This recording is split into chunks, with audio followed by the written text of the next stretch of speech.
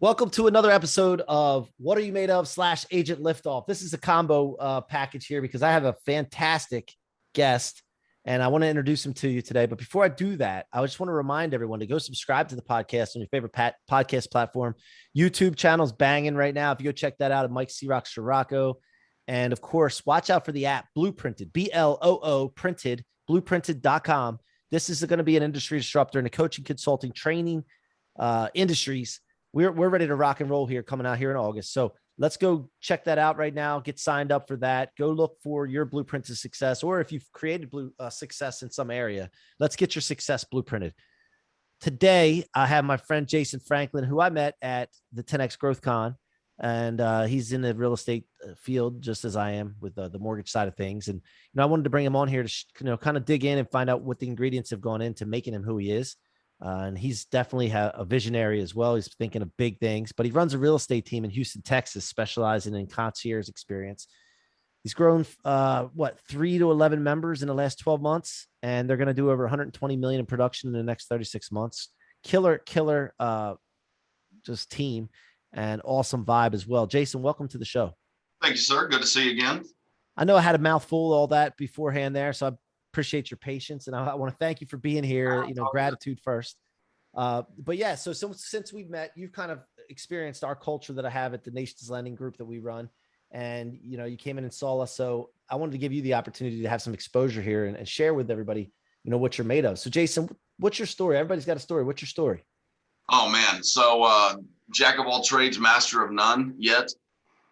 So I started out my life in retail management, big box environments, went all up and down the East Coast, Alexandria, Virginia. I don't think there's a town in the West Coast of Florida that I didn't work for or live in. After that, in 2002, I actually moved back to Houston to open a business with my family. I was a professional martial artist for about 14 years and grew that school to a really good size. And you reach that point in life where you go, okay, what's next? What am I going to do? And I used to take what I called windshield time because my family lives in North Texas. And really, basically, I'd been in sales for 25 years, but just hadn't found the right vehicle and just decided I need to go sell something more expensive. So drove up there, spoke with my family, did some windshield time, came home, told my wife, said, I'm selling the house. I'm selling our business. I'm going to go rent something and I'm going to go sell real estate. And to her credit, and it's all about your support system. To her credit, she looked at me and I'm talking 3 kids in a high school and I'm just going to depart the pattern. And she goes, you know what your responsibilities are, go do what you got to do, but you better bring home a check.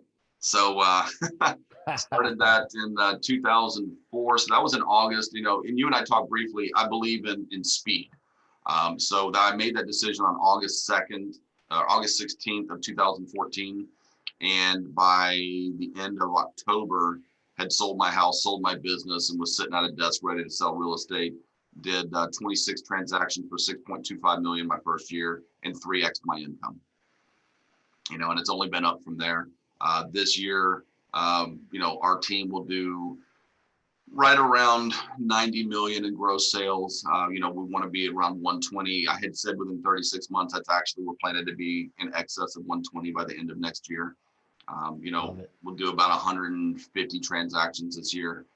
In the city of Houston, in HAR, I think you've got somewhere in the neighborhood of about 41,000 agents, which, talk about market saturation. But when you go back and look at the numbers, in April of this year, of those 41,000, 17,000 had actually sold something. Right.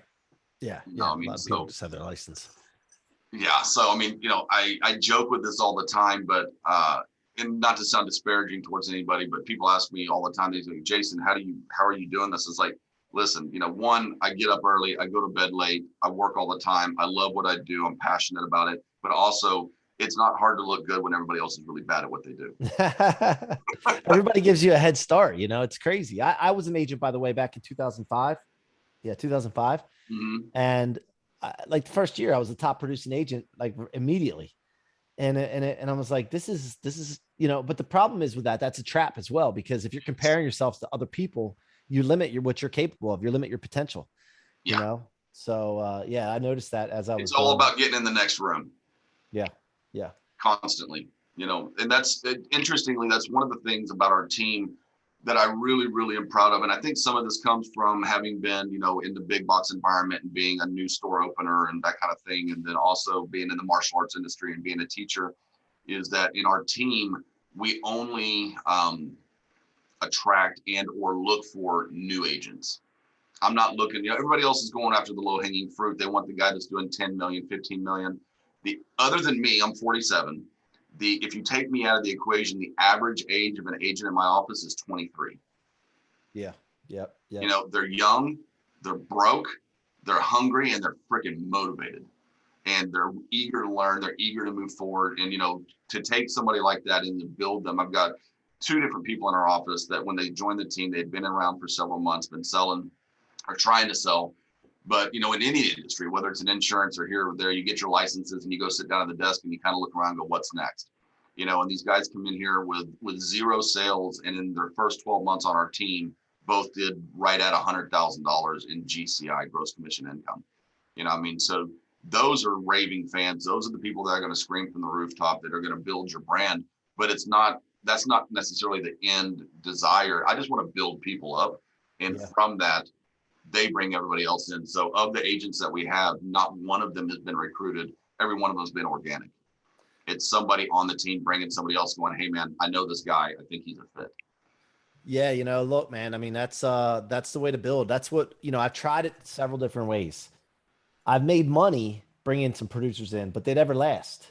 Yeah. Very, very rarely they last. Everybody that we have now, and then the ones that are producing, are ones that, were groomed from the beginning, man. And we planted the seed and we just watered it and watered it and watered it. And it takes time. It takes longer. It takes a lot more work, but they last longer. They're more loyal. They stay, and this goes not just for salespeople, but our processing staff. Sure. We're developing our processing staff from people that have never been in the business before and taking them in as a junior processor, loan officer assistant, and then just moving them up. And we're seeing way more stable, way more bought in and aligned people. What's funny is in that same regard, I'm sure you've had some of this in your growth portions. But I've actually had people that were considering joining the team and they come in and I always bring them because we do something very similar to yourself. Monday through Thursday, we have a sales meeting, and it's not a rah-rah, but it's getting everybody's head focused. It's everybody getting ready for the day, that type of thing. Kind of give us your wins, give us your takeaways from our training that morning. What do you got going on business-wise? And I'll bring some guests in just on how they interact. And I'll have people from our team come in, they go, no, he didn't jive. They don't fit. Because they know the energy that we've created in the office and they don't want anybody in here that's not on that page. Yeah. So we have core values, and one of the core values, it's vital, is the acronym VITAL. And the first core value, the V, is vibes matter, emotions are contagious. And Absolutely. We spell that out underneath of it, but the whole team knows our core values. So like you could ask them and they'll repeat them. And that's that first one. So 100%, as soon as you get somebody like that, you just, right away, even if they produce, man, it's not worth it. No, because you got to keep the culture, because the production is temporary. The culture is permanent. Yeah, I love that. Hey, mark that down. If you, hey, editing team, take that clip and post it. So tell me about growing up though, man. Like what was your life like growing up? Grew up in the Texas Panhandle for a while. My father was a Marine aviator, flew helicopters, and then mid 80s, we decided to move down to Houston. But I grew up rodeoing, riding broncs and horses and everything else up in the Texas Panhandle. Hell yeah. And, it was the picture of what everybody thinks you're supposed to do when you're in Texas. And then I tell you what, culture shock, having come from a little town like Amarillo, at least it was little back then. It's not little anymore. And my dad said we were moving to Houston. And for whatever reason, this was back in the days of Magnum PI. Yeah. And all I knew was that Houston was this huge city. And I thought everyone was going to be wearing flowered shirts and driving Ferraris because it was like this big metropolitan area. Culture shock, man. You went from a town of, 50,000 to a town of 3 million. And, but, that all being said, in the end, couldn't be in a better place. I tell people all the time, I live in America. I'm a 47-year-old white guy. My parents were married their entire lives, still married. I got 2.5 kids. Whatever bad happens to me today, I think I'm going to be okay. What else am I going to ask for, right? Anything I don't have that I want is because I didn't go out and get it.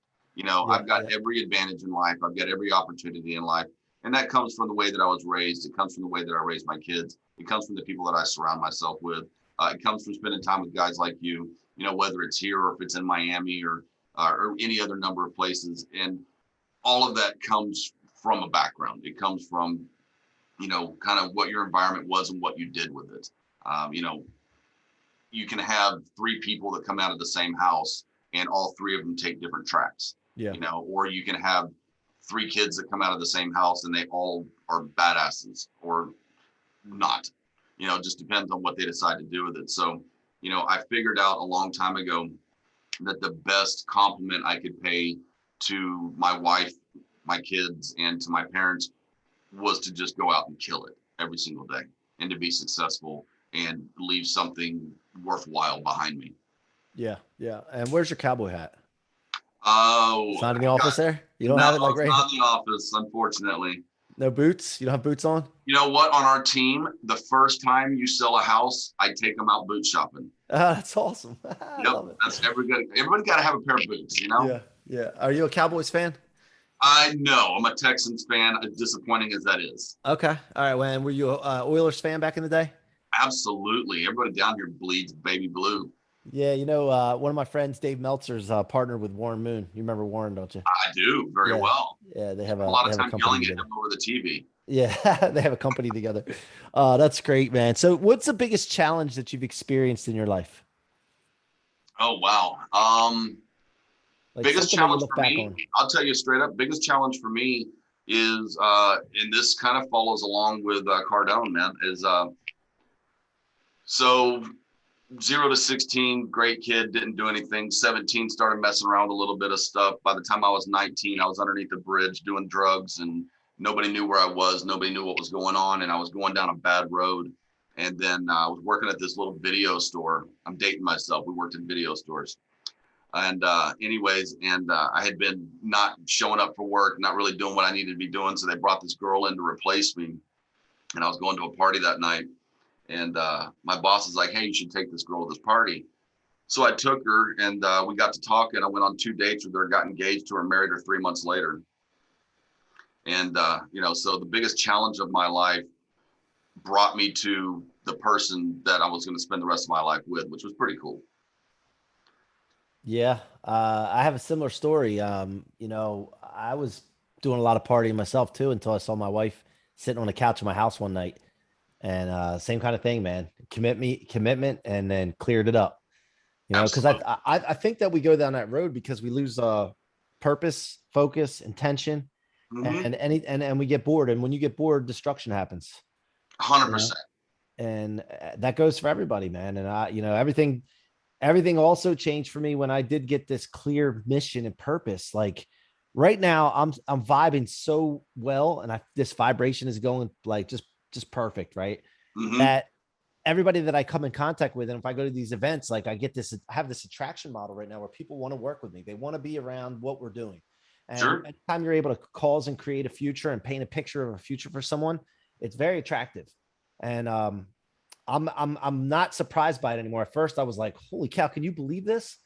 Can you believe Grant said yes to this? Even though I know it's a great thing and it's a no-brainer, but still. Or can you believe so-and-so said that they're down anything I'm involved with, they want to be involved. Like we're talking people that are super successful. It just blows my mind that all I had to do back in the day was just get this vibration going. That's all I had to do. And I didn't know it. Well, it's funny. I remember looking at my wife. Because we started having kids shortly after we got married. I remember looking at her. I was 21 years old with a newborn. And I looked at her one day and I was like, who the hell let us have kids? And then, later in life, I'm like, who the hell gave me this job that I'm running this store? And then who made me this district manager? Because there was never that confidence behind it. Yeah. And then I finally had to get to a place where I could look back and go, okay, I raised my kids right. I killed it at that store. I was a great district manager. And it's not an ego thing as much as it is kind of coming into knowing who you are and what you're capable of, but then immediately turning it around and saying, how can I give this away to somebody else? How can I build somebody else in the same manner that all these other people put into me? And I think that's what's attractive is when people see the honesty and the integrity and what it is that you're truly trying to do. It's not a shtick. You're not selling them something. You're not, doing it because of the backside means, or I'm going to make a buck. I mean, yeah, I'm going to make a buck, but only if you made four. You know, I mean, you know, that's, for me, that's what it's really about. And I think that's where a lot of that vibe and that energy comes from, is just the honesty of it. Yeah. And the energetic nature that you bring forward what you say. You know, I tell people in my office all the time, everything that you say matters. Every word and how you say it and how you cultivate and create the vernacular of what you say. Like I told our office, we do not use can't, won't, don't, shouldn't. It's always, you know, you can, or we should, or there's a better way. But, you know, and when you think about that stuff constantly, it changes your mentality. It changes the way you think, and everything becomes possible, because there's not any can't, there's not any shouldn't. It's, I'm not yet able to, but I think I can do this, which will get me closer to that. You know, I mean, and people, everybody in the world today wants to tell you what you're not capable of, what you can't do, where you can't go, who you shouldn't talk to, you know. And so when you meet those individuals that, you know, they come to you with a general idea or a concept or a desire, and you go, let's do it. Let's make it happen. Let's write it down. How are we going to get there? What's the roadmap? What's the process? And they immediately go back to what you and I did. You know, wow, somebody's listening to me. Somebody values what I'm saying, and they really they want that, and they want to be around it. I know I do. Yeah. Growing up, I mean, I was in an abusive situation, and you know, my stepmother used to say all the time, like, and it's like, I'm a kid. You're pathetic. Like I remember this, like this in my head, like. Why she would say that, like I mean, I know why she had issues with my mom and taking that on me, but I had that. So then you got to get past that. So now though, once you realize it though, it is a superpower, because like there's nothing got like the only thing I'm thinking of if I'm thinking big enough or not. Like that's the thing that goes through my mind now. So, and Grant says this all the time. It's like, man, I wish I would have just thought bigger. I went bigger. I would have taken more debt, like good debt, you know, and all that. And the other point that you made is that when people know that you're genuine, I can't help but people to know that about me because of so much content and that I put out. Like I talk a lot and it's all over every social media platform. Now, if you're not talking much, you can get away with saying some stuff that's not genuine and people may not pick up on it. But when you talk enough and you're on Clubhouse talking and you've got all this content on all these platforms, dude, it's going to shine through somehow. Well, you know, that goes back to like one of those DISC assessments. You know, they ask you the same question 45 different times, so they eventually find the truth. Yeah. You know, and so if you keep talking, they're going to see the truth, whether you want them to or not. So why not just speak the truth? It may not be received well by everybody, and it may not be everybody's vibe, but the people that need to hear you are going to hear you. And they're going to hear your truth. So final question here. Let's wind this down here. Actually, I got two. One, what is the thing that you go to get yourself going? Not that you need motivation, but just like, what is your go-to to consistently stay learning, stay just moving? My team. And the thing is, I'm a very competitive person. So when I ran my martial arts school, I had this amazing young Hispanic kid that was one of my junior instructors. And I hate running. I despise running. You should only run when chased, is my thought on running. So because of that, I would make them run with me every day. And the only reason I was running a 6-minute mile is because the kid behind me was running a 6:05. And I cannot let my junior instructor beat me, right? And so that's kind of my motivation, is the more that I build up the people behind me, the more I got to do, because I got to stay in front. Yeah. I love that. I told my partners when we were starting our mortgage division too, I said, guys, listen, you'll never outwork me. You're never going to outdo me. You're never going to outlearn me. I'm going to do way more. And I just put that challenge out there, but that's really for me. It's not really for them. Like it was really for me to just be like, I got to stay up there. You got to put it out there, right? You got to put it out there so that you go, okay, now I just dropped the hammer and now I got to stand behind it and do it. Yeah. All right. Final question, Rocket Fuel. This book, Convert Setbacks, Become Unstoppable. It's been my, my motto, man. Like, I don't, it's such a proactive approach by taking everything that comes your way that would stop you or slow you down, store it in your tank instead of your trunk where it weighs you down, where most people keep it. And you're able to convert it into fuel for yourself. And it's just anything that comes your way. Like normally back in the day, it would like, you'd be like, wait a minute, like I can't go any further. But really, once you proactively know this going forward, like, it's like, nothing's going to stop me. Everything comes my way. I'm not going to get upset. I'm just going to like, okay, how can we use this? Absolutely. What does that mean to you, that rocket fuel law? You know, to me personally, the rocket fuel has always been the naysayers. You know, when I left my last brokerage, they were like, you know, listen, you're going to get out. You'll be back. The lady literally on the way out the door, she's like, you'll be back. To me, that's rocket fuel. Yeah. When people tell me I can't do something, I'm not capable of doing something, I'm like, obviously you don't know me. Mm-hmm. No, I mean, so, you know, it's just that growth.